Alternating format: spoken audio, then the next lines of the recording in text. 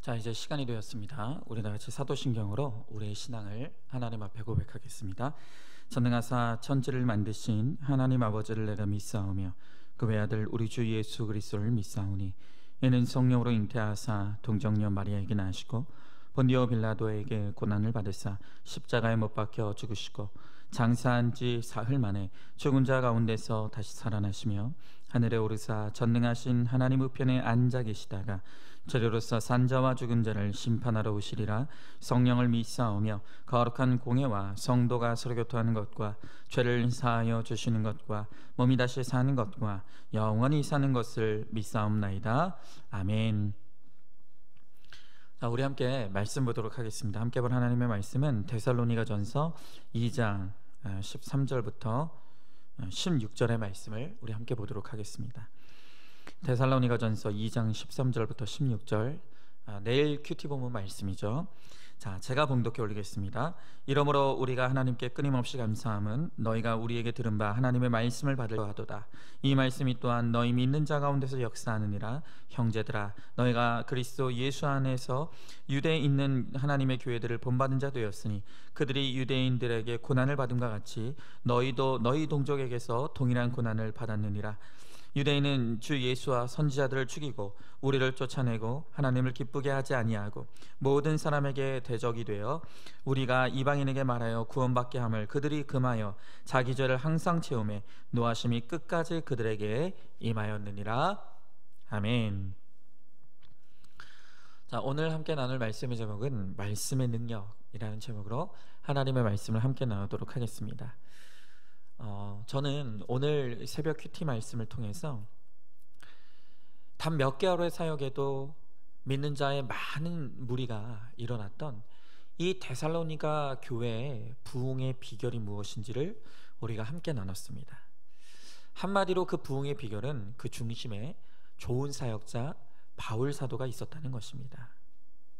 바울은 이 데살로니가 교회의 성도들을 위해 기꺼이 청지기가 되고 또 어머니가 되고 아버지가 되었다는 거예요. 그리고 그것을 통해 하나님은 이 구원의 은혜를 그들에게 아낌없이 베풀어 주셨다는 것이죠. 자, 그러나 오늘 이어지는 말씀에서 이 데살로니가 교회의 구원의 역사에는 이 바울 사도라는 탁월한 사역자만 원인이 있었던 게 아니라는 걸 말하고 있어요. 오늘 바울은 또 한 가지 비결을 말하고 있는 거예요. 그런데 그게 뭐냐? 바로 이 교회에는 좋은 성도들이 있었다는 거예요. 그렇습니다. 좋은 사역자와 좋은 성도의 만남은 이 구원이라는 가장 아름다운 열매를 만들어 내더라는 것입니다. 자, 그래서 오늘 우리는 말씀을 통해서 왜 이 데살로니가 성도들은 이 좋은 성도들인가? 우리가 그것을 함께 나누길 원하는데요. 첫 번째로 그들은 성경을 하나님의 말씀으로 받았다는 거예요. 자, 오늘 13절의 말씀을 제가 다시 읽어보겠습니다. 이러므로 우리가 하나님께 끊임없이 감사함은 너희가 우리에게 들은 바 하나님의 말씀을 받을 때 사람의 말로 받지 아니하고 하나님의 말씀으로 받음이니 진실로 그러하도다. 이 말씀이 또한 너희 믿는 자 가운데서 역사하느니라 그랬어요. 여러분, 지금 이 바울 사도가 데살로니가 교회 성도들에 대해서 칭찬하고 있는 것이 무엇입니까? 그들의 성경을 대하는 태도, 그들이 성경을 대하는 믿음을 바울이 칭찬하고 있는 거예요. 자, 그러면 그들은 성경에 대한 어떤 믿음과 태도를 가졌다는 것입니까? 그 말씀을 사람의 말이 아닌 하나님이 하시는 말씀으로 받고 믿었다는 거예요. 그렇게 바울을 통해서 전해지는 하나님의 이 말씀을 사람의 말이 아닌 하나님의 말씀으로 믿고 받을 때 그 말씀이 능력이 되어서 그들 안에 구원의 역사를 일으키더라는 것입니다. 여러분, 오늘 13절의 말씀은 너무 중요합니다. 왜냐하면 오늘 이 말씀은 우리들 가운데 말씀을 대하는 두 가지 태도가 있다는 것을 가르쳐주고 있기 때문이에요. 그리고 그 말씀을 대하는 태도에 따라서 전혀 다른 결과가 일어난다는 것을 또한 우리들에게 가르쳐주고 있는 것이죠. 자, 오늘 성경에서 우리들에게 가르쳐주는 이 말씀을 대하는 첫 번째 태도는 어떤 태도입니까? 말씀을 사람의 말로 받는 태도라는 거예요. 성경을 읽고 또 설교를 들을 때 그것을 사람의 말로 듣는다. 이 말은 다시 말하면 교만한 태도를 의미하는 거예요. 말씀 앞에서 이들이 교만하다는 거예요. 여러분, 이들은 설교를 들을 때 말씀이 나를 판단하는 게 아니라 내가 말씀을 판단해요. 그래서 나의 옳고 그름과 좋고 싫음을 앞세우면서 내가 듣기에 좋고 내가 듣기에 이해가 되고 내가 듣기에 수용할 만하면 그 말씀을 받지만, 그러나 반대로 듣기 싫고 이해 안 되고 수용하고 싶지 않으면 그 말씀에 귀를 닫아버리는 거예요. 여러분, 이 말씀을 사람의 말로 들었던 대표적인 이 성경의 인물들이 있는데, 그들이 바로 스데반의 설교를 들었던 유대인들이에요. 자, 성경의 사도행전 7장을 보면 이 스데반이 성령의 충만함에 사로잡혀서 권세 있는 하나님의 말씀을 전했다고 했습니다. 여러분, 어떤 학자들은 이 사도행전 7장에 기록된 스데반의 설교를 일컬어서 기독교 역사상 최고의 명설교다, 극찬을 했습니다. 그만큼 이 스데반의 설교는 너무나 은혜롭고 너무나 논리적이고 그 말씀이 너무 깊은 말씀이었다는 거예요. 자, 그런데 그 설교를 듣는 청중들의 반응이 어땠습니까? 자, 사도행전 7장 54절의 말씀에 보니까 그들이 이 말을 듣고 마음에 찔렸다라고 말하고 있어요. 여러분, 이 마음에 찔렸다라는 것이 무엇을 의미합니까? 그들의 마음에도 스데반의 설교가 와닿았다는 거예요. 여러분, 그들이 한바터면 이 말씀을 듣고 구원받을 뻔했어요. 분명히 와닿는 게 있었어요. 분명히 뭔가 이 말씀이 나를 요동하는 게 있었다고요. 그런데 곧 그들은 그들의 이성으로 그 말씀을 거부하기 시작했어요. 듣기 싫은 거예요. 수용하지 않았어요. 그래서 그들은 스스로 말씀을 거부하기로 작정한 거예요. 그래서 그들이 한 일이 무엇입니까? 사도행전 7장 57절에 보니까 이렇게 나와 있죠. 그들이 큰 소리를 지르며 귀를 막고 일제히 그에게 달려들어 돌로 쳐 죽였다는 거예요. 여러분, 바로 이들이야말로 그 말씀을 사람의 말로 받은 자들이에요. 참으로 교만한 거죠. 그래서 그들은 이 스데반이라고 하는 탁월한 설교자가 전하는 이 명설교에도 깨어지지 않고 결국 지옥의 자녀가 되더라는 것입니다. 여러분, 우리들 가운데서도 말씀을 사람의 말로 아주 교만한 태도로 듣는 분들이 있다는 거예요. 벌써 예배 시간에 설교를 들을 때 마음의 태도가 이런 거죠. 그래, 어디 한번 떠들어 봐라. 내가 한번 들어보겠다. 그러나 들어보고 아닌 것 같으면 나는 더 이상 수용하지 않겠다. 아니, 그래도 여러분, 이 정도면 양반이에요. 그래도 뭔가 들어보겠다고 하시는 분들은 그래도 양반인 거예요. 아예 말씀에 대한 어떤 기대도 없습니다. 다 아는 말씀이야. 뭐 맨날 뻔한 말씀이지. 그렇게 생각하면서 말씀의 현장에서 딴짓, 딴 생각, 심지어는 깊은 잠에 빠져든 분들이 있어요. 여러분, 저는 이 세상에서 가장 불쌍한 사람들은 예배 자리에 나와서 은혜 받지 못하는 분들이라고 생각해요. 차라리 그냥 그 시간에 저 세상으로 나가서 마음껏 죄짓다가 그냥 그렇게 지옥에 가는 거예요. 그런데 그 귀중한 시간에 기껏 하나님의 말씀이 있는 자리에 나와서 잠들어 있는 거예요.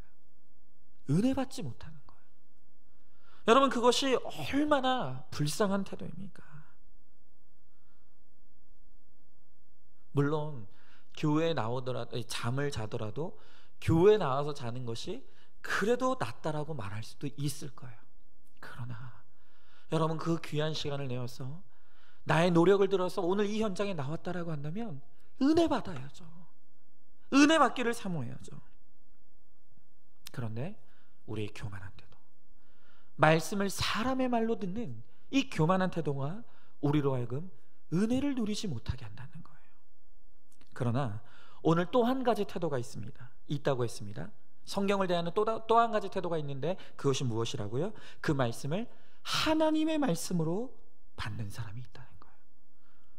여러분, 말씀을 하나님의 말씀으로 받는다는 게 무엇을 의미합니까?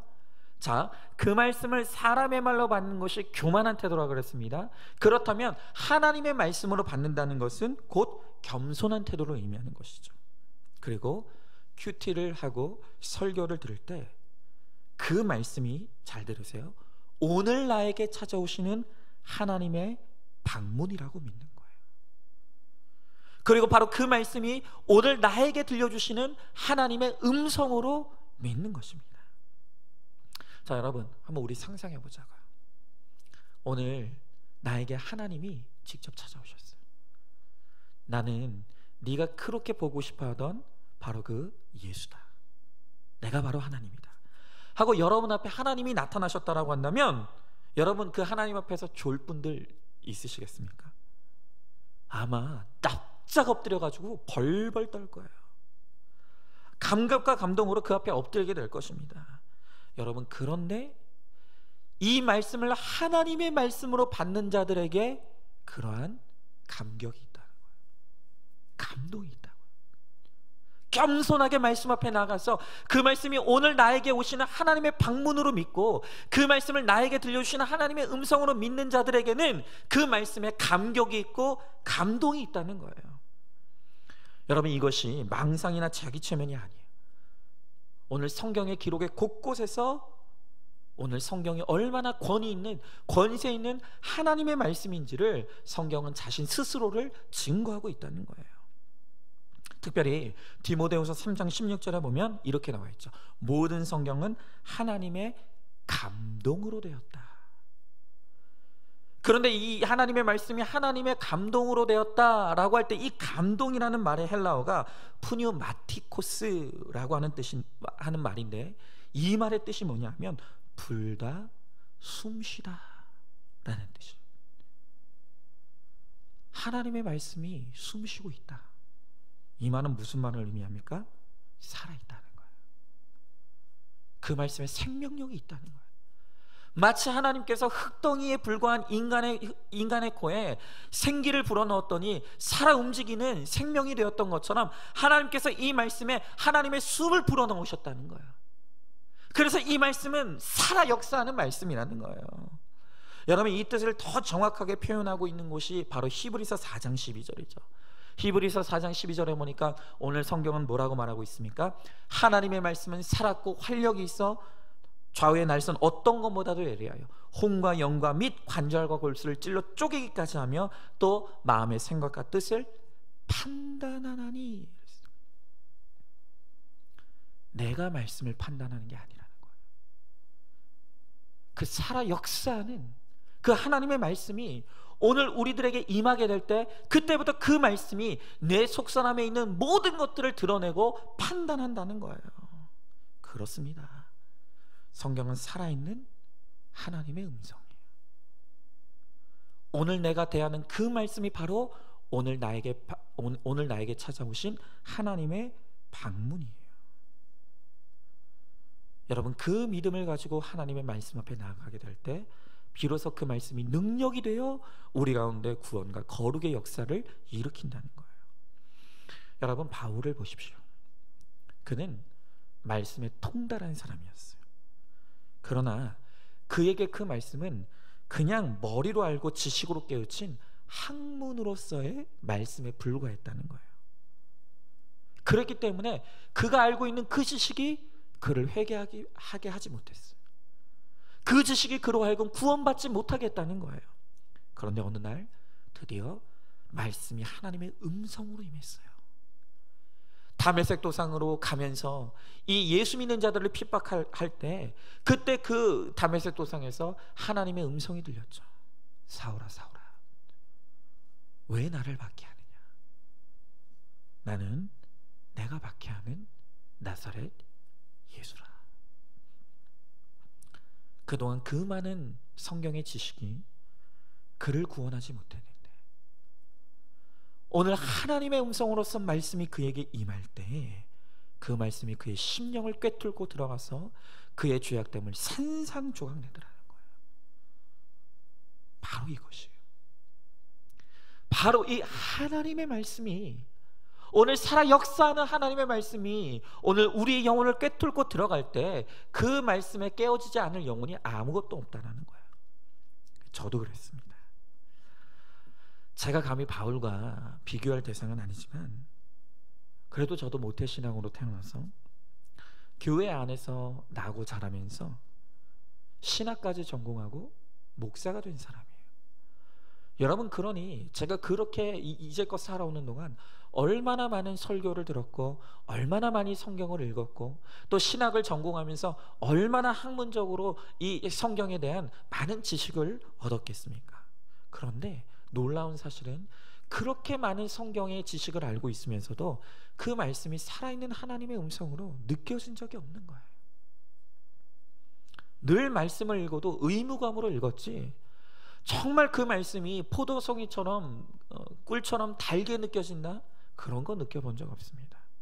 그런데 제가 깨어지게 된 계기가 무엇입니까? 그 김양재 목사님과의 만남인 거예요. 여러분, 제가 김양재 목사님을 알기 전에 큐티를 안 했던 게 아니에요. 여러분, 저 큐티 했습니다. 그런데 도대체 김양재 목사님이 말하는 큐티와 내가 알고 있는 큐티가 뭐가 다를까? 너무 궁금한 거예요. 그래서 이 날마다 큐티하는 여자, 이제 그 책을 사서 읽게 되었어요. 그런데 그 책이 저를 완전 산산조각을 낸 거예요. 이제 그 책의 1부는 김양재 목사님의 간증이고 2부는 이제 큐티 방법론에 대해서 가르쳐주고 있지 않습니까?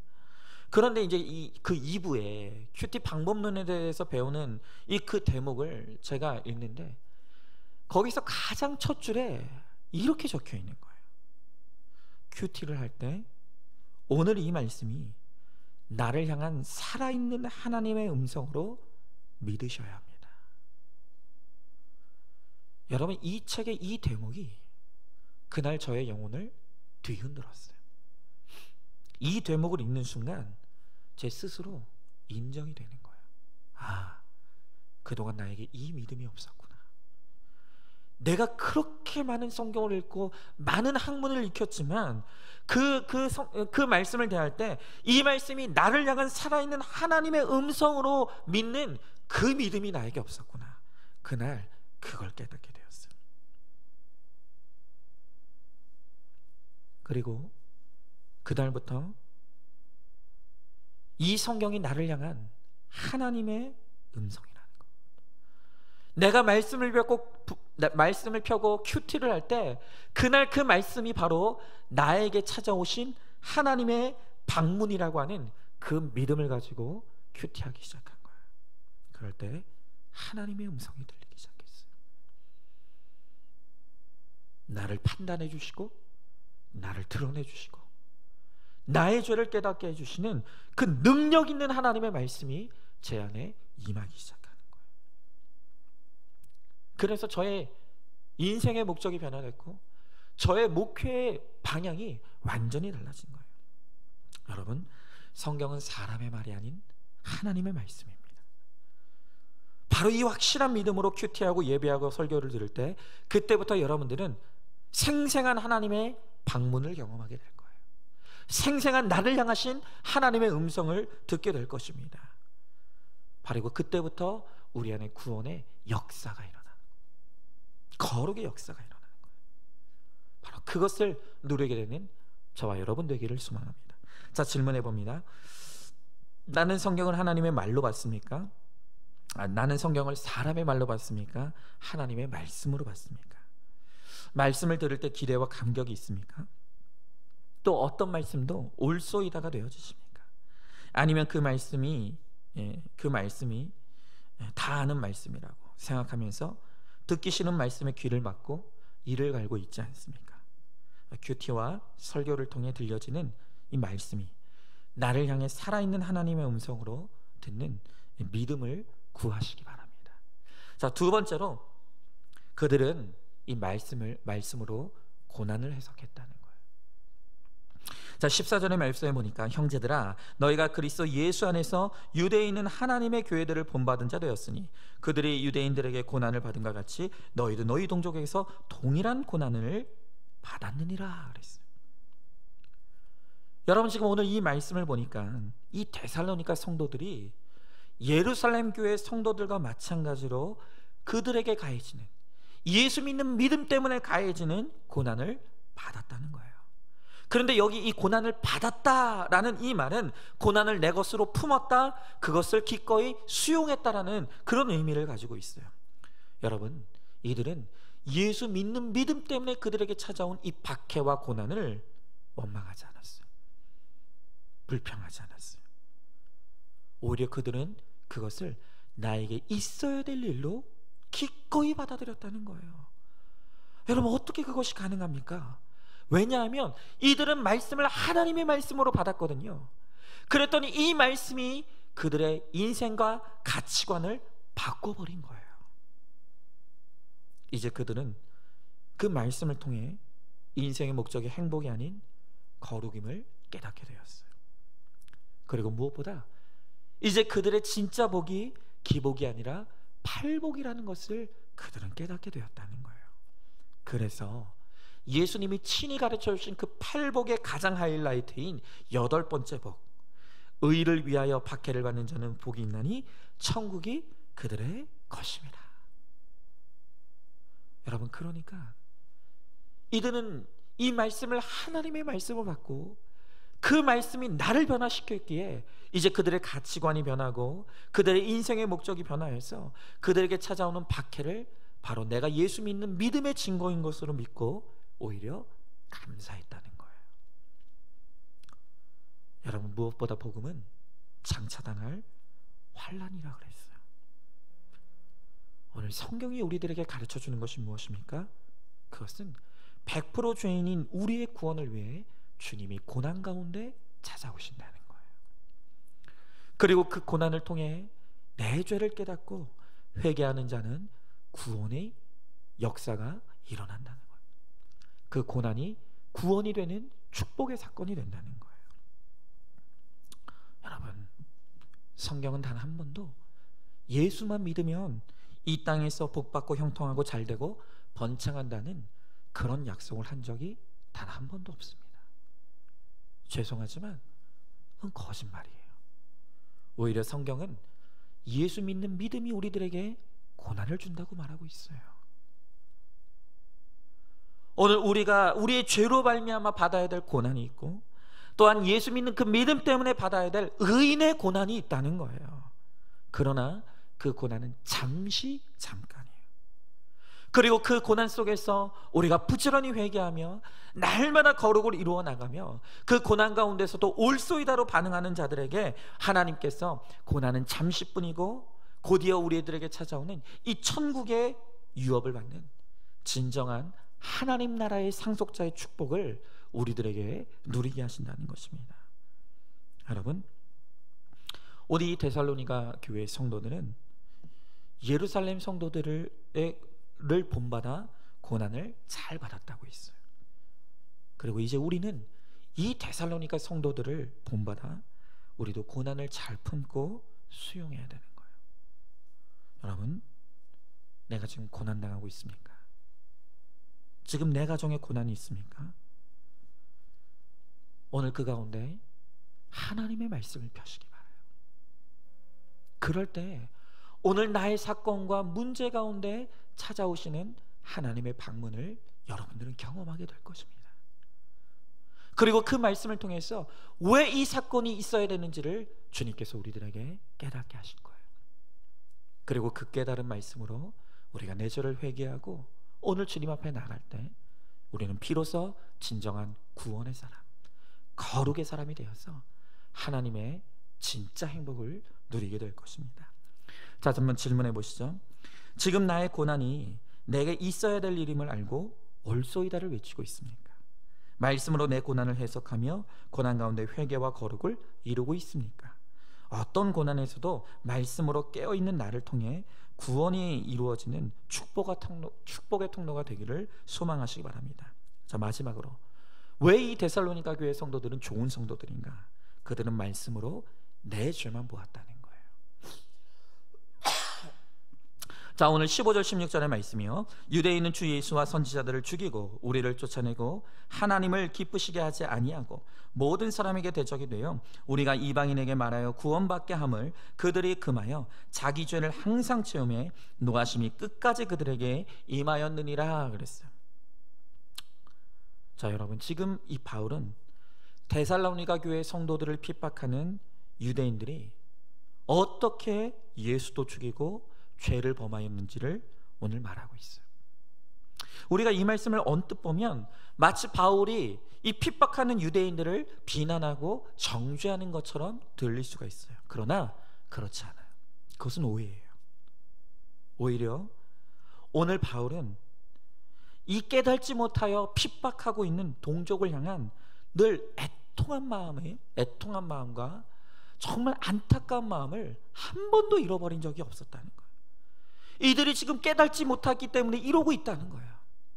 이들이 여전히 깨어지지 않았기 때문에 이들이 이럴 수밖에 없다는 것입니다. 오히려 바울은 자신을 박해하는 유대인들을 볼 때마다 항상 자신이 과거에 저질렀던 그 교회를 핍박하고 예수 믿는 자들을 죽였던 그 죄들을 날마다 떠올리고 회개했다는 거예요. 나를 박해하는 자들의 모습 속에서 또한 내가 박해했던 박해자의 모습을 그는 보는 거예요. 그래서 그는 늘 구하기를, 하나님, 이렇게 나같이 악한 핍박자도 용서해 주시고 또 구원의 은혜를 베풀어 주셨던 것처럼 바로 그 은혜가 여전히 깨닫지 못하여 죄를 짓고 있는 나의 동족 유대인들에게도 임하게 해달라고. 심지어 이 바울은 어떤 것을 구합니까? 그들이 구원받을 수만 있다라고 한다면 나의 목숨을 걷어가셔도 좋다고. 그는 그렇게 간절히 기도했다는 거예요. 여러분, 이렇게 말씀의 사람들, 말씀으로 내가 100% 죄인인 것을 깨달은 이 분수령적인 회개를 이룬 사람들은 나를 박해하고 핍박하는 사람들을 통해서도 내 죄만 보는 거예요. 내 죄를 깨닫는 거예요. 여러분, 지금 하나님께서 나의 인생에 붙여주신 사람들이 있어요. 그런데 그 사람을 내 옆에 붙여주신 것은 그 사람을 비난의 대상으로 삼으라고 붙여주신 것이 아니라 그 사람을 통해서 내 죄를 보라고. 오늘 나에게 거울로서 주신 사람이 바로 그라는 것이에요. 그는 나의 거울이에요. 내가 그에 대해서 못마땅해하고 비난하고 허물하는 바로 그것이 바로 내 죄라는 거예요. 여러분, 이 말씀을 들을 때 나는 그와 다르다고 생각하십니까? 적어도 그 사람의 그 부분만큼은 나는 없다라고 말하고 싶습니까? 그렇지 않다는 거예요. 여러분, 내가 100% 죄인이라는 것은 어떤 죄에서도 자유롭지 않다는 것을 뜻해요. 그냥 그건 내 착각이에요. 내가 착각하고 있기 때문에 하나님께서 오늘 그 사람을 통해서 내가 착각하고 있는 그 죄를 보라고 하시는 거예요. 나에게도 동일한 죄가 있다는 것을 깨달으라고 하시는 거예요. 바로 어떤 사람을 통해서도 내 죄를 보는 사람이 바로 진정한 말씀의 사람이라는 거예요. 여러분, 얼마 전에 우리 교회 한 성도님으로부터 장문의 톡을 받았어요. 그 톡의 내용에는 최근에 친정 부모님으로부터 이 형제들에게 유산 상속이 이루어지게 되었는데 나보다 잘 살고 그간 자신은 절대로 유산을 받지 않겠다고 했던 친정 언니가 갑자기 이제 유산 상속이 이루어지니까 나도 유산 받겠다고 그렇게 나섰다는 거예요. 그런 언니의 모습을 보면서, 아니, 자기는 형편도 넉넉한데, 아니 그래도 잘 살고 있는데 굳이 그렇게 받아야 되는가? 어떻게 거짓말할 수 있는가? 배신감을 느끼고 분노가 치밀어 오른다는 거예요. 그리고 이런 상황에서 그저 각자 받을 몫만 생각하고 있는 다른 가족들도 너무 밉다는 거예요. 그런데 이번에 이 고백 속에서 제가 참 감사했던 것이 있어요.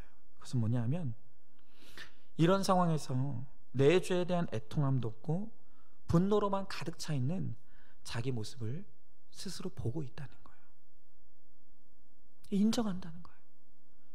그러면서 이분이 그 장문의 톡 가장 마지막에 무엇을 부탁하냐 하면, 이런 나에게 목사님 한마디만 해달라는 거예요. 목사님, 지금 내 형제들을 미워 죽겠다는 거예요. 그런데 이게 어떻게 해결이 안 된다는 거예요. 나도 나를 어찌하지 못하는 나를 위해서 목사님 한마디만 해달라는 거예요. 근데 그 말씀이 너무 감사한 거예요. 그 한마디만 해달라는 그 부탁 안에 내가 목사로부터 꾸짖음을 당해서라도 내 죄를 보고자 하는 몸부림이 느껴지는 거예요. 그래서 이 재판단에 이분은 충분히 믿음의 책망을 들을 믿음의 분량이 있다, 그게 느껴졌어요. 그래서 그날 가감없이 그분에게 책망의 말씀을 드렸어요. 여러분, 제가 그분에게 보냈던 그 답장의 내용을 제가 여러분들에게 그대로 읽어드릴게요. 여러분 한번 잘 들어보십시오. 결국 이 땅의 모든 문제의 근원에는 돈이 있습니다. 누군들 돈 앞에 자유로운 사람이 있을까요? 저도 마찬가지입니다. 하지만 물질의 우상만큼 사람을 추하게 하는 것이 없습니다. 또 물질이 일만하게 뿌리라고 했지요. 그런데 지금 돈 앞에서 언니와 성도님의 악함과 추함이 그대로 드러나고 있는 것 같습니다.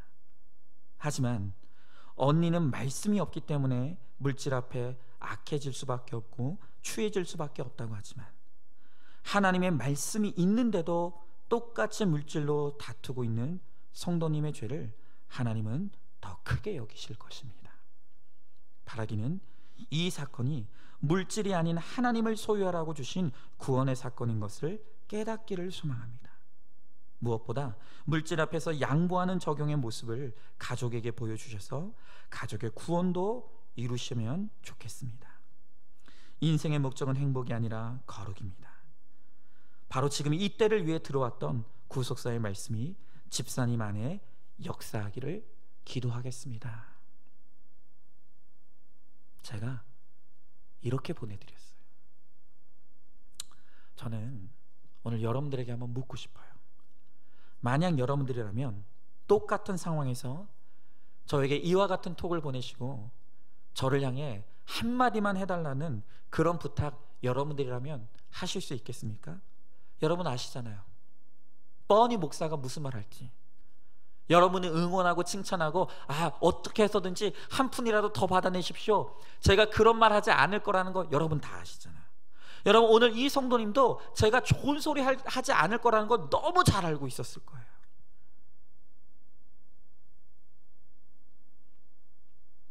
여러분 뻔히 알면서도 지금 이 상황 가운데 여러분은 이 성도님처럼 나에게 한마디만 해달라고 부탁하실 수 있겠습니까? 그리고 그 말을 들을 때 올소이다 하실 수 있겠습니까? 혹시 스데반의 설교를 들었던 유대인들처럼 이를 갈고 귀를 막고 달려들지 않겠냐는 거예요. 그런데 이 성도님은 정말 소화하기 힘든 이 권면을 삼켜내셨어요.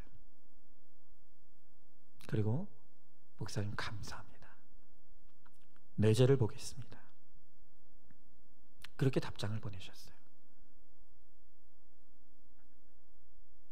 여러분, 제가 너무 감사했던 것은 이분은 저의 이 책망의 말을 사람의 말로 듣지 않았어요. 하나님의 말씀으로 들었어요.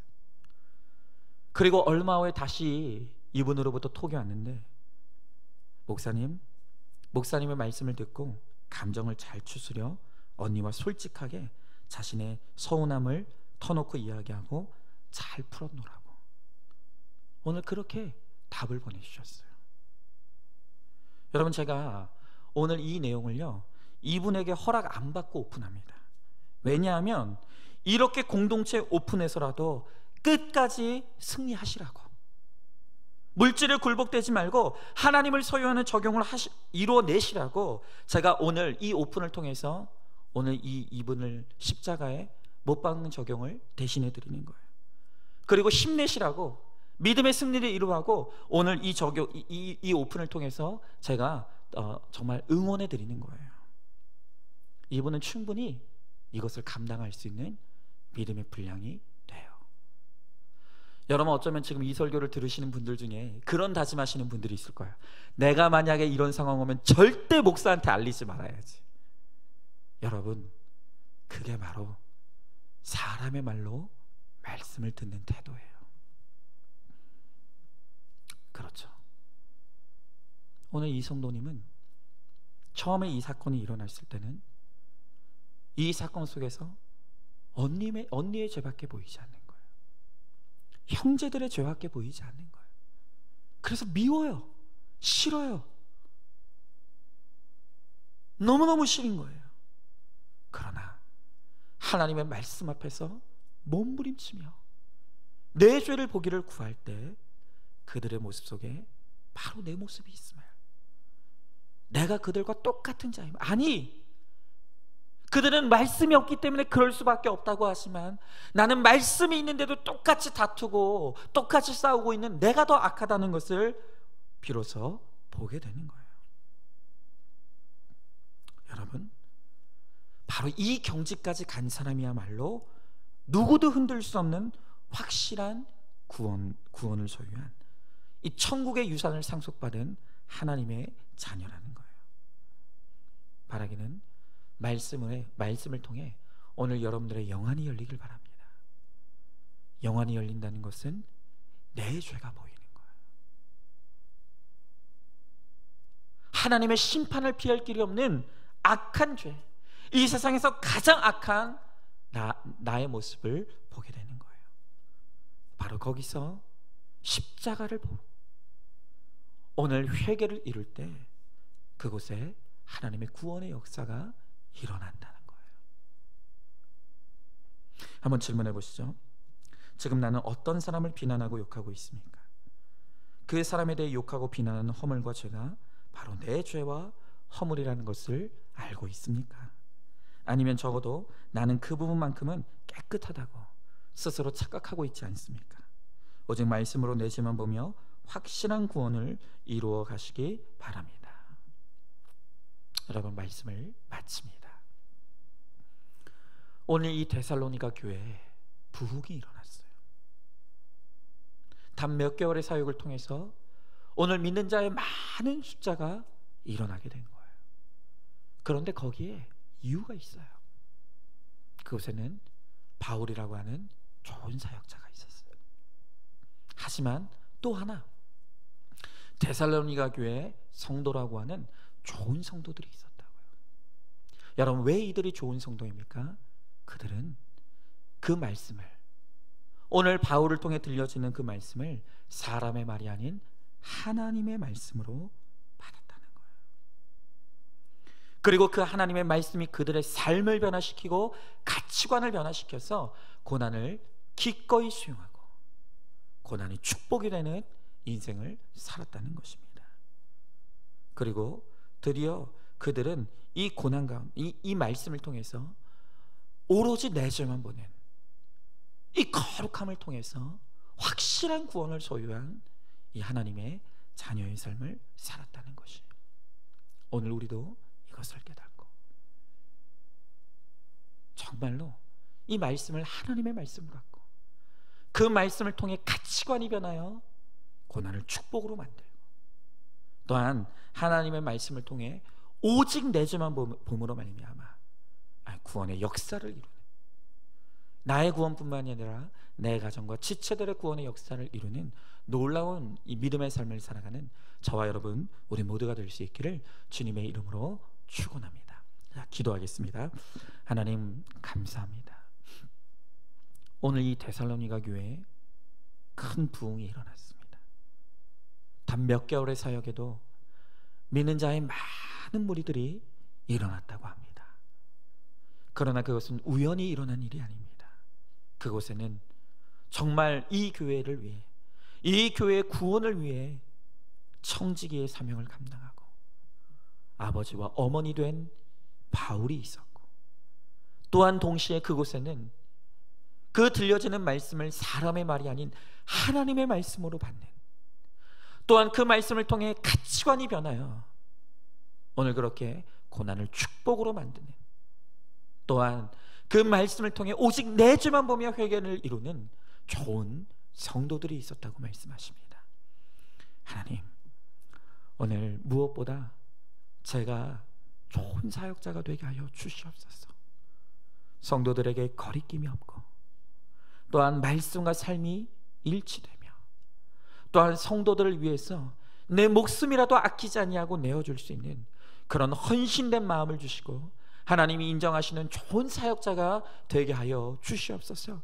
또한 동시에 오늘 우리 안산중학교의 성도들을 좋은 성도 되게 하여 주시옵소서.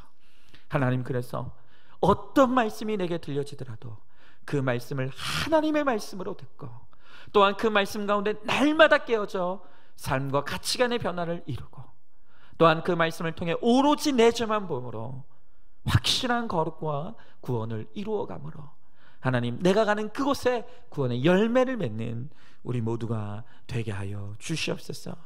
우리 주님께서 반드시 그렇게 하여 주실 줄 믿사오며 사랑이 많으신 우리 예수님 이름 받들어 기도드리옵나이다. 아멘. 지금은 우리 주 예수 그리스도의 은혜와 하나님의 사랑과 성령의 교통하심이, 내가 바로 하나님 앞에 좋은 사역자, 또 좋은 성도 되어서 나를 통해 하나님의 구원의 역사가 활발히 일어나게 되기를 소망하는 사랑하는 모든 성도들 머리머리 위에 이제로부터 영원토록 함께 계실지어다. 아멘.